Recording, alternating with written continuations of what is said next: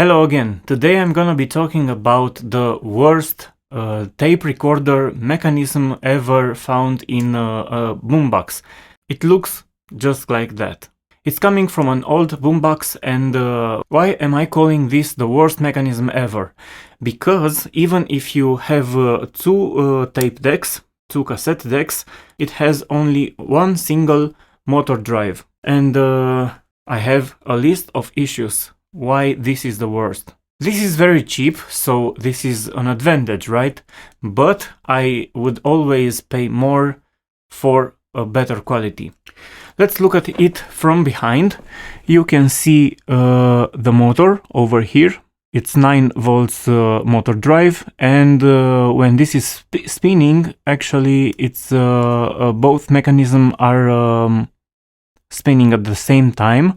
It has two belts moving both capstans at the same time. You will find this kind of mechanism used just like this. When you press the buttons, it's a mechanical thing that pushes the roller against the tape. You can see here, this is what it is doing. Okay, that means you will find this mechanism used in some boomboxes upside down. When you have the buttons on top of the boombox, you have the button over here and you just press the buttons just like here. So it's maybe even easier to press the buttons. But here comes a lot of downsizes of this type of mechanisms.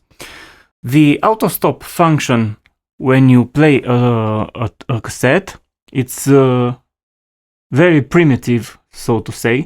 When you have a cassette running like this, when the tape is over, the tape, because it's stretching, it's pressing this little guy, this white guy over here. And this has a lever on the back side. And when the wheels are turning, then maybe it will be switching off the tape. But it's not always doing this. That's the problem, because if the tape is not stretching enough, the lever is not sensitive enough in order to switch off the tape, the playback. And guess what? When you fast forward or rewind the tape, you don't have auto stop. How cool is that? You have to manually switch off the tape. I have to add that this kind of mechanism I had in my first cassette player and recorder ever. I got it back in 1993. That one was a mono recorder and mono player, of course. Why? I don't know, because on the box it says it was stereo, but it was not. And I discovered this secret after I have learned a lot of things about cassette decks and tapes and boomboxes. I just discovered the heads were mono. I guess because it was cheaper, but it's a very stupid boombox to listen to music back in the 19s. Any cassette player and recorder which has this kind of mechanism, it has a very, very, very bad recording quality. And let me explain why. Because usually in the eraser head you have a pre-magnetized current of very high frequencies. You don't hear it, but it's there. And that current, it's aligning the magnetic parts in the same direction on the tape. But this one, because they made it very, very, very cheap, you can see it doesn't have an eraser head using current, but it's a permanent magnet. So when you press record, this little blue guy is the eraser head. When you press record, it's going against the tape and it's erasing it. While the tape is running over the head, it's been erased.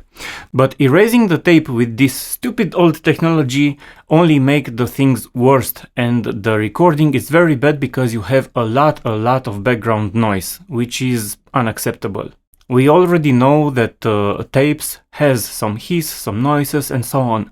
But if you add to this a lot of background noise, you are making the things absolutely awful. So that all the tapes recorded with this kind of mechanism are not listenable. This kind of mechanism doesn't know which are the tapes of type 2 or type 1, and I haven't talked yet about the wow and flutter you get on listening to music on this kind of mechanism, because let's say you are listening to a tape right here, right? And in the other part you want to rewind a tape. Because you have a single motor drive, if you press rewind on the other part, you will affect the speed on the other part.